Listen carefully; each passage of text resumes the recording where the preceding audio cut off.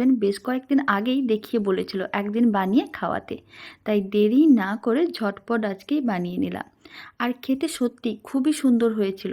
মানে গরম ভাতে এই রেসিপি থাকলে মনে হচ্ছে যেন আর অন্য কিছু খেতে ভালোই লাগছে না, এর স্বাদ এতটাই বেশি। তো চলুন আপনাদেরও বানানো দেখায়। বাড়িতে অবশ্যই বানিয়ে দেখতে পারেন, আশা করি আপনাদেরও খুবই ভালো লাগবে, যেমন আমার খুব ভালো লেগেছে। তো চলুন বানানো শুরু করা যাক। প্রথমে বেশ কয়েকটা আমি পেঁয়াজ নিয়েছি, খোসাগুলো ছাড়িয়ে নিয়েছিলাম আর জলে এইভাবে কিছুক্ষণ ভিজিয়ে রেখেছিলাম। এতে পেঁয়াজের ঝাঁঝটা কিন্তু অনেকটা কমে যায় আর কাটতে অনেক সুবিধা হয়। এবার এদিকে একটা বাটির মধ্যে আমি কয়েকটা রসুন কোয়া নিয়েছিলাম। রসুন কোয়াগুলো প্রায় 14-15টার মতন আছে, একইভাবে জলে ভিজিয়ে রেখেছিলাম। প্রথমে পেঁয়াজগুলো কেটে নেব। খুব বেশি সরু বা মিহি করে কাটার দরকার নেই, প্রথমে পেঁয়াজগুলোকে হাফ করে কেটে নিতে হবে, তারপর ঠিক এইভাবে স্লাইস করে নিতে হবে।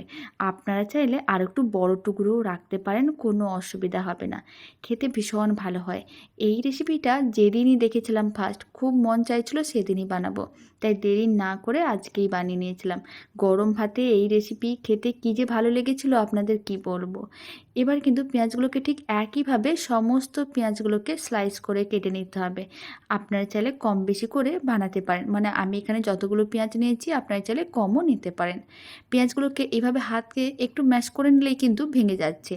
সমস্ত পেঁয়াজগুলোকে একইভাবে স্লাইস করে কেটে নিয়েছিলাম। এবার এরকম একটা পাত্রের মধ্যে নিয়ে নিয়েছি, এখন এক সাইডে রেখে দিতে হবে। আর রসুন কোয়াগুলো এবার নিয়ে নেব। রসুন কোয়াগুলোকে এইভাবে যদি জলে ভিজিয়ে রাখা হয় তাহলে কিন্তু খোসাগুলো নরম হয়ে যায় আর রসুনগুলোর খোসা ছাড়াতে সুবিধা হয়। আপনারা চাইলে অল্প গরম জলেও ভিজিয়ে রাখতে পারেন। হাত দিয়ে ভালো করে একটু চটকে নিলেই কিন্তু রসুনের কোয়াগুলোর খোসা একেবারে আলাদা হয়ে যায়। খুব সহজেই রসুনের কোয়াগুলো মানে খোসাগুলো ছাড়িয়ে নেওয়া যায়।